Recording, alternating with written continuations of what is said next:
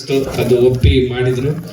So ಅವ್ರು ಹೇಳ್ದಂಗೆ ಅವ್ರ ಕತೆ ಹೇಳ್ದಂಗೆ ನಾನು ಈ ಸಿನಿಮಾದಲ್ಲಿ ತೆಗೆದಿದ್ದೀನಿ. ಆ ಥರ ಅವರು ಕಾಣಿಸ್ತಾರೆ ಅಂತ ನಾನು ಅಂದ್ಕೊಂಡಿದ್ದೀನಿ. ಅವತ್ತು ನನಗೊಂದು ರೆಸ್ಪೆಕ್ಟ್ ಕೊಟ್ಟು ಮಾಡಿದ್ದಕ್ಕೆ ಥ್ಯಾಂಕ್ ಯು ಸರ್. ಸೊ ಇವತ್ತು ಸಿನಿಮಾ ನೋಡಿದಾಗ ಅದು ಒಂದು ಕಾಣುತ್ತೆ. ನಾನು ಏನು ಜಡ್ಜ್ ಮಾಡಿ ನಿಮ್ಮ ಹತ್ರ ಕೇಳ್ಕೊಂಡಿದ್ದೋ ಅದೇ ಈ ಸ್ಕ್ರೀನಲ್ಲಿ ಹೊಸದಾಗಿ ಕಾಣುತ್ತೆ. Thank you.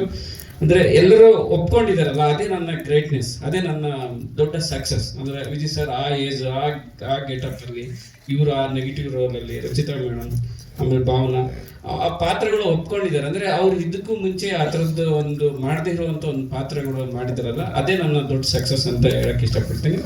ಆಮೇಲೆ ಪ್ರೊಡಕ್ಷನ್ ನನಗೆ ಇದುವರೆಗೂ ಯಾಕೆ ಏನು ತೆಗಿತಿದ್ದೀರಾ ಅಂತಲೂ ಗೊತ್ತಿಲ್ಲ. ಇನ್ಕ್ಲೂಡಿಂಗ್ ಟೀಸರ್ ಕೂಡ ಅವರು ಇವಾಗೇ ನೋಡ್ತಾ ಇರೋದು. ಸೊ ಅದಕ್ಕೆ ದೊಡ್ಡ ಆಭಾರಿ. ಈ ಥರದ್ದು ಒಂದು ಮೂವಿ ಮಾಡೋಕ್ಕೆ ಆ ಥರದ್ದು ಒಂದು ನಂಬಿಕೆ ಇರಬೇಕು. ಆ ನಂಬಿಕೆ ಇಟ್ಕೊಂಡಿದ್ದಾರೆ.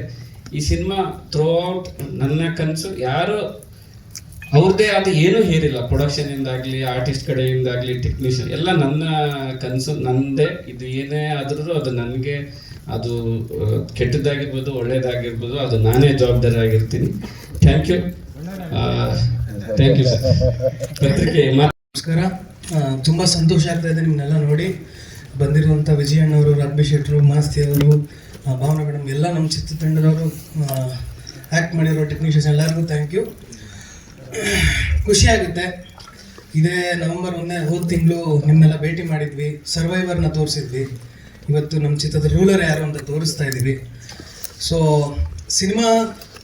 ಸಿನಿಮಾ ವಿಶೇಷತೆ ಏನು ಅಂತ ಹೇಳೋದಕ್ಕಿಂತ ಅವರಿಬ್ಬರು ಇದ್ದಾರೆ ಅನ್ನೋದೇ ತುಂಬ ದೊಡ್ಡ ವಿಶೇಷತೆ ಈ ಸಿನಿಮಾದಲ್ಲಿ. ತಾರಾಗಣ.